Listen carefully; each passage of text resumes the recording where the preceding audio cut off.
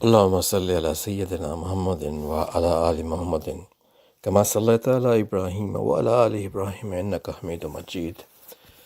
اللهم بارك على محمد وعلى آل محمد كما باركت على إبراهيم وعلى آل إبراهيم إنك حميد مجيد. نحمده ونصلي على رسوله الكريم. أما بعد، أعوذ بالله من الشيطان الرجيم. بسم الله الرحمن الرحیم. السلام علیکم خواتین حضرات. آج ہم نماز کے مختلف مسائل کے بارے میں گفتگو کریں گے، اور کچھ سوالات ہیں جو ہمارے ذہن میں آتے ہیں کہ ان صورتوں میں ہمیں کیا کرنا چاہیے نماز کی ادائیگی میں، ان کو کس طرح سے ہمیں دیکھنا چاہیے، اور ہمارا رد عمل کیا ہونا چاہیے. تو آئیے کتاب و سنت کی روشنی میں ان سوالات کے جواب تلاش کرتے ہیں. ایک سوال یہ ہے کہ دیکھا جاتا ہے کہ بعض لوگ قمیض چھوٹی اور پاجامے لمبے رکھتے ہیں، تو اس بارے میں کتاب و سنت کی روشنی میں کیا کہا گیا ہے. دراصل سنت یہ ہے کہ سارے لباس نصف پنڈلی سے دونوں ٹخنوں کے درمیان تک ہی رکھے جائیں. ٹخنوں سے نیچے ان کا لٹکنا جائز نہیں. نبی صلی اللہ علیہ وآلہ وسلم کا ارشاد ہے، ازار کا جو حصہ ٹخنوں سے نیچے ہوگا وہ جہنم میں ہوگا. اور یہ صحیح بخاری میں آیا ہے، جو کہ ایک حدیث کی مسند کتاب ہے کہ ازار کا جو حصہ ٹخنوں سے نیچے ہوگا وہ جہنم میں ہوگا. اور یہی حکم تمام لباسوں کا ہے، خواہ ازار ہو یا پاجامہ، قمیض ہو یا جبہ. اور حدیث میں ازار کا ذکر بطور مثال ہے، اس سے تخصیص مقصود نہیں، مگر افضل یہ ہے کہ سارے لباس نصف پنڈلی تک ہی رکھے جائیں، جیسا کہ نبی صلی اللہ علیہ وسلم کا ارشاد ہے، مومن کا ازار نصف پنڈلی تک ہوتا ہے. تو پس ہم اس چیز پر توجہ کریں کہ ہمارا لباس اسلامی طور طریقے کے مطابق کیا ہونا چاہیے.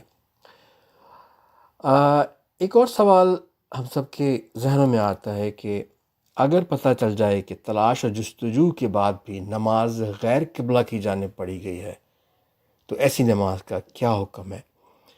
نیز یہی مسئلہ اگر مسلم ممالک میں یا کافر ممالک میں یا صحرا میں پیش آئے تو کیا ہر ایک کا حکم جدا جدا ہے. قرآن و سنت کی روشنی میں اس کا جواب کچھ اس طرح سے ہے کہ اگر کوئی شخص سفر میں ہے یا ایسے ملک میں ہے جہاں اسے قبلہ کی رہنمائی کرنے والا کوئی نہیں، پھر اس نے قبلہ کی تلاش و جستجو کر کے نماز پڑھ لی، اور بعد میں معلوم ہوا کہ اس نے قبلہ سے ہٹ کر نماز پڑھی ہے، تو اس کی نماز درست ہے، بالکل صحیح ہے. لیکن اگر وہ مسلم ملک میں ہے جہاں وہ لوگوں سے پوچھ کر یا مسجدوں کے رخ کو دیکھ کر قبلہ معلوم کر سکتا ہے، تو وہاں اس کی نماز درست نہیں ہوگی، اور وہ قبلہ رخ ہی ہونی چاہیے. نماز سے متعلق ایک اور سوال یہ آتا ہے کہ بہت سے لوگ نماز شروع کرتے وقت زبان سے نیت کرتے ہیں، تو اس سلسلے میں شریعت کیا کہتی ہے، اور قرآن و سنت کی روشنی میں اس کا کیا جواب ہے.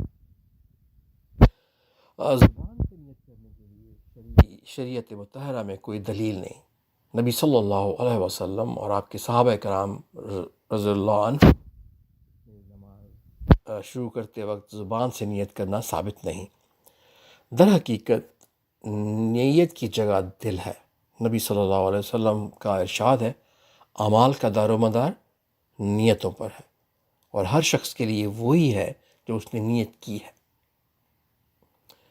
تو یہ سب کچھ نیت کے اوپر اس سب کچھ کا دار و مدار نیت پر ہے. تو دراصل ہم نیت کس طرح کرتے ہیں کہ ہم نماز کیا پڑھنا چاہتے ہیں، تو ہماری نیت کیا ہے اس میں. تو اس طرح سے اس سوال کا جواب یہ تھا. آئیے ایک اور سوال کی طرف، اور یہ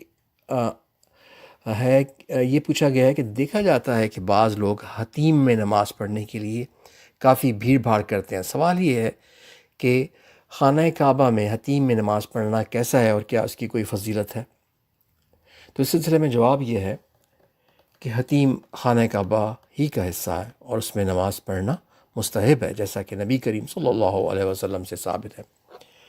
آپ صلی اللہ علیہ وسلم فتح مکہ کے موقع پر خانہ کعبہ میں داخل ہوئے اور اس میں 2 رکعت نماز ادا فرمائی۔ نیز جب عائشہ رضی اللہ تعالیٰ عنہا نے خانہ کعبہ میں داخل ہونے کی رغبت ظاہر کی تو آپ نے ان سے فرمایا، حتیم میں نماز پڑھ لو، یہ بھی خانہ کعبہ کا حصہ ہے۔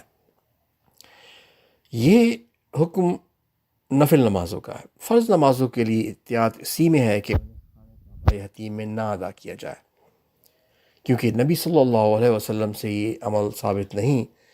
نیز بعض علماء کا یہ قول ہے کہ خانہ کعبہ کے اندر، اور چونکہ حتیم خانہ کعبہ ہی کا حصہ ہے، اس لیے حتیم میں بھی فرض نماز ادا کرنا درست نہیں۔ بس معلوم ہوا کہ علماء کے اختلاف سے بچ کر سنت کی اتباع کرتے ہوئے فرض نمازوں کا خانہ کعبہ اور حتیم کے باہر ہی ادا کرنا مشروع ہے۔